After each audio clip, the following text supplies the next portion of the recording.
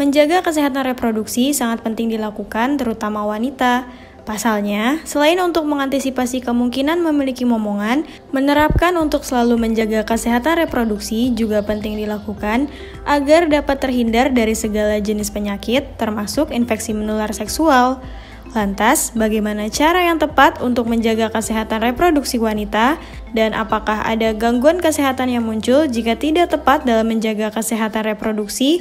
Serta pemeriksaan apa saja yang dapat dilakukan oleh para wanita untuk menjaga kesehatan reproduksi? Yuk saksikan wawancaranya. Jangan lupa untuk like videonya dan komen serta subscribe YouTube Nakita Channel.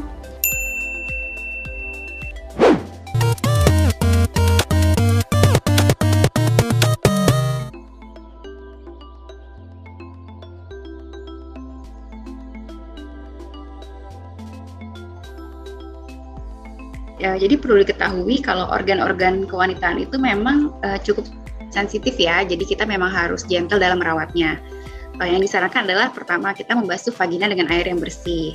Kalaupun kita mau membasuh juga arahnya dari depan ke belakang. Kenapa? Supaya bakteri dari anus itu nggak ke depan, nggak ke vagina. Nah setelah dibasuh boleh kita gunakan tisu yang kering ya, atau misalnya handuk yang lembut untuk melap ya bagian luar. Tapi juga caranya nggak boleh digosok kasar, jadi ditepuk-tepuk saja untuk menghindari adanya iritasi. Jadi nggak apa-apa sih Mbak pakai tisu ya, cuman mungkin gentle ya, jangan di gosok-gosok supaya nggak iritasi daerah vaginanya.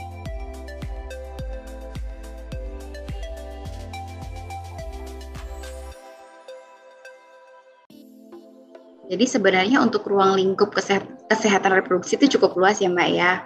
Pertama misalnya dari tidak menjaga personal hygiene ya, itu bisa terjadi misalnya infeksi sistem reproduksi atau misalnya penyakit menular seksual, atau yang kedua misalnya kita nggak melakukan tindakan pencegahan, misalnya kita nggak vaksin, kita nggak pap smear, itu kita rentan terkena penyakit kanker ya, atau lesi prekanser mulut rahim, atau misalnya kita nggak menerapkan family planning atau kontrasepsi dengan baik, itu ujung-ujungnya misalnya bisa terjadi kehamilan yang nggak diinginkan atau unwanted pregnancy, atau misalnya abortion, atau kalaupun kehamilan nggak dipersiapkan mungkin nanti kehamilannya bisa ada masalah, misalnya bayi lahirnya rendah atau misalnya prematur dan sebagainya. Jadi memang ruang lingkupnya sangat luas, mulai dari personal hygiene, dari tindakan pencegahan tadi ataupun dari family planning, semuanya bisa ada gangguan yang timbul kalau nggak kita jaga.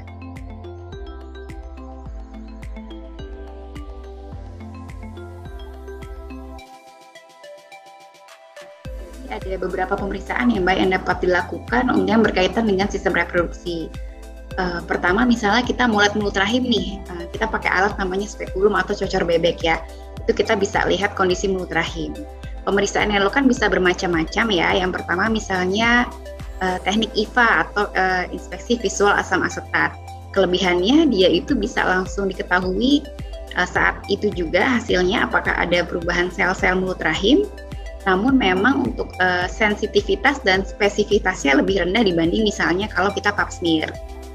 Kalau pap smear itu dia sistemnya kita ambil sel-sel yang terlepas dari mulut rahim, lalu nanti kita cek di bawah mikroskop. Jadi memang hasilnya itu nggak bisa saat itu juga, namun memang lebih akurat, dia lebih sensitif dan lebih spesifik.